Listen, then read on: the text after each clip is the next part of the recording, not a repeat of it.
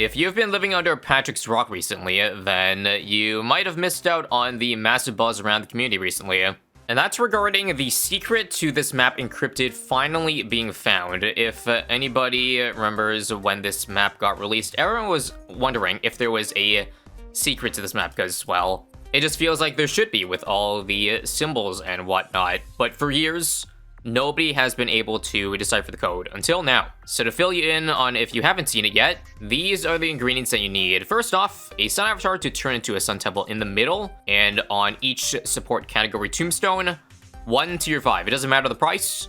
I just picked one of the cheaper ones for each. Additionally, on the left and right of the map, you will see that there are tombstones with candles on them. These you will need to place the corresponding category. So for example, the top left has to be a magic tower, so I'll just do a base ninja. Bottom left, primary. Bottom right, a military, and top right, a support. It doesn't matter, it doesn't have to match the tower over here, just has to be any. And then, sacrifice. And watch and see what happens. We spawn the temple, all the tombs go away, and what is this ghoulish looking thing that comes out and jumps back in? Well, that's the encrypted secret right there. And yes, this is basically a tower that can do things. So let me just send out, say, a random round like, I don't know, 85. And you'll see that it has some grapple hooks to come along with it. So it's kind of similar to the Buccaneer Paragon in that aspect. Additionally, balloons also take damage within the gap, kind of like a Reactor or a Corvus Malevolence. And from what I also tested, for some reason, when you get the Alchemist, it throws the buff in it, but I'm pretty sure it doesn't do extra damage. Like, watch this Fortified Ceramic, for example. It turns to, well, zebras if we ignore the Alchemist doing damage. Send another one out, and it will pretty much be doing, yeah, the same damage. So that's kind of weird. Now we're going to attempt a challenge involving the Secret Tower, but stay tuned until the end for an additional secret that you may not have seen before. The challenge I want to try with this secret is similar to the Dark Dungeon run from a couple days ago, if you remember. Basically, how long can I survive, or rather, can we make it deep into chimps mode with this thing as a head start? So I just went ahead and activated it with 650 after activating the, it's called Everseer, apparently. I suppose we do have a little bit of advantage with these 4 starting towers in the middle, though, or on the outside, though, but it's okay. Now, a couple things to note while this encrypted secret is carrying us through the early game. You're probably wondering if the map has been out for so long, how have people not discovered this, like, already, considering it wasn't that complicated in the first place? Surely, after several years, someone would have done this combination of things. And you know what? They probably did. However, Ninja Gaming actually didn't add this until apparently update 42.1, so a sub-update where they actually hinted at it in the patch notes. Not very much extra top secret stuff, they say. However, I guess nobody really batted an eye, or figured that would end up being, well, the encrypted secret all along. Now, apparently, to my knowledge, the first person to discover the secret was actually, like, found in my Discord server. Credits to Aria Harper or Freeze Phoenix. This was the earliest documented discovery of anybody finding the secret, which, yeah, wasn't really that long ago. But yes, it did end up taking a little bit over one update, or several months for someone to finally figure it out. As for why they chose now, I'm not sure. Looks like this thing can hit any type of balloon, seeing it hits leads. The stats on this tower has already been fiddled with, and it actually is pretty much exactly like Corvus Malevolence, like the early levels of Malevolence. So not a very strong one, that will definitely fall off maybe come the mid-game, but definitely survives the 40 rounds plus mo-ups too. And as mentioned earlier, the hook is kind of like the Navark Paragon, although it only does a burst of 3 at a time. It doesn't store it either, so you can't, like, stack 10 at once if this thing didn't hook in them all for a while. Additionally, this is chimps mode, but if we were not playing on chimps mode, then it would actually give us extra money too. Not that it would matter, because it costs us like 200k to spawn this thing out in the first place. I believe this round is where it dies, though. Round 46, Fortified Ceramic damage is not there. So this is where I'll use the opportunity to now do something that I normally don't do in chimps mode, or rather, I can skip the early to mid-game towers. I kind of don't want to do another Flying Fortress run, so here's what I want to try. Shattering Shells, Blue Incineration. If you throw it right in the middle, we know Blue Incin is good with buffs. Also, I need to give attack speed on it, because it sucks. Attack speed and out buff on it, just to be super safe, and also, I guess, maybe some micro, just so it defortifies early. But ideally, once you get Bloons in, we will spawn walls of fire, which will have enough radius to pretty much hit anything in the middle.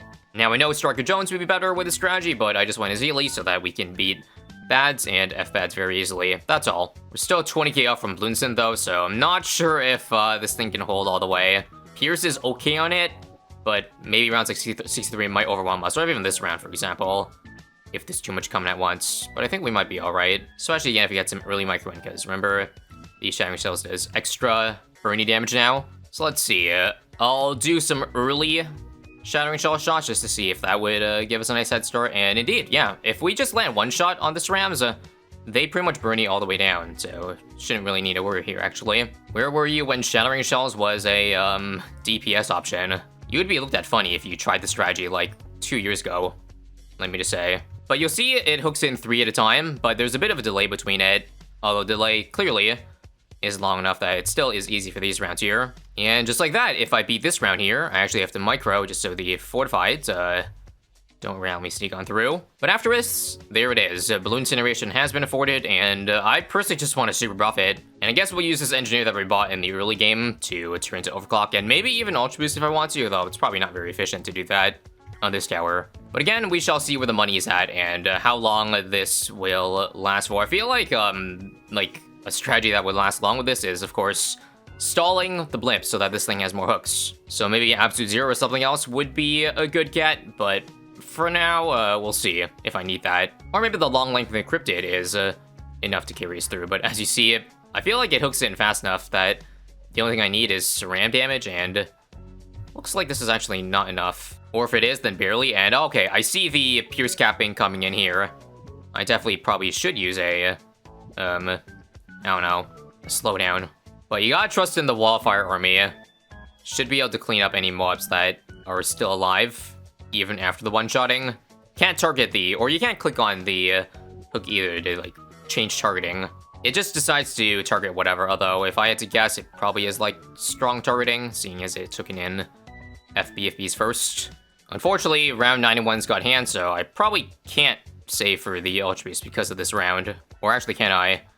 Nope, leaked to a couple things. I think in that case, I'm just gonna go for it. 250, tier 4 out buff, and that should be huge.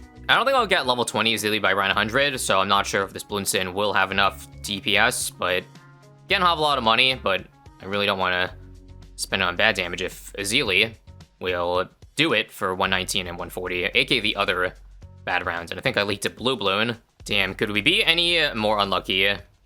This round should do it, though. In terms of an AFK Bloons spot, I actually like here because it can defortify some of the balloons while on the left side before it gets in the crater.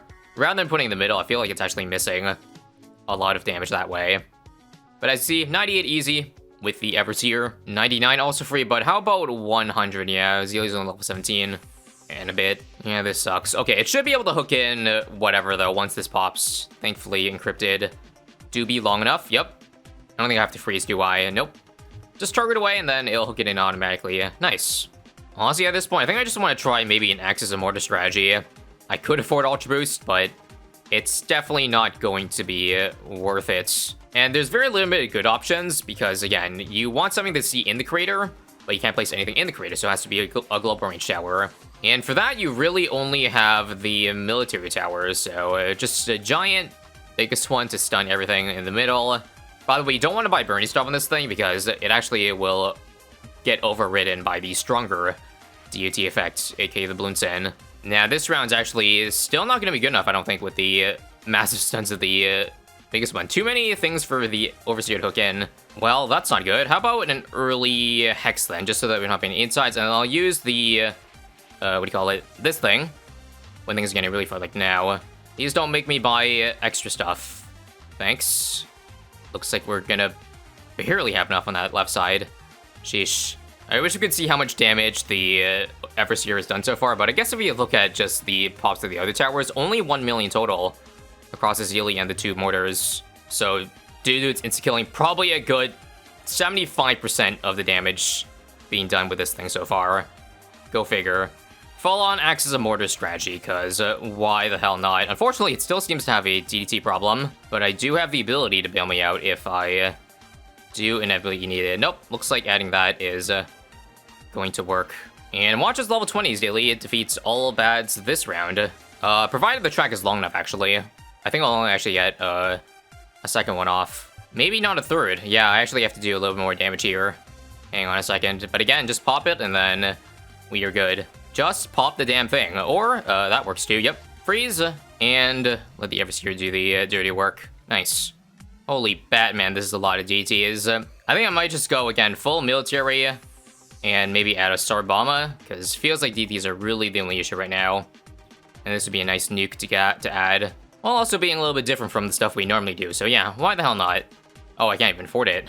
Hopefully soon. So let's be very careful here. How about Pop Not now? Finally got Star Bomber, so I'll probably use it once the Pop Not runs out. If there's some stuff left over. Actually, we can hold on to it. Nice. Final hard round of this challenge with 100 plus DTs this round. Let's see if we can stall the win. Yep, definitely Pop Not now. Is that the end? Nope. That's just when it timed out. Sorry now. Sadly, I couldn't wait till the Absolute Zero ability. I'm out of abilities now, though, so this is bad news. The round is still going on. I think this can be salvaged, but it's kind of annoying.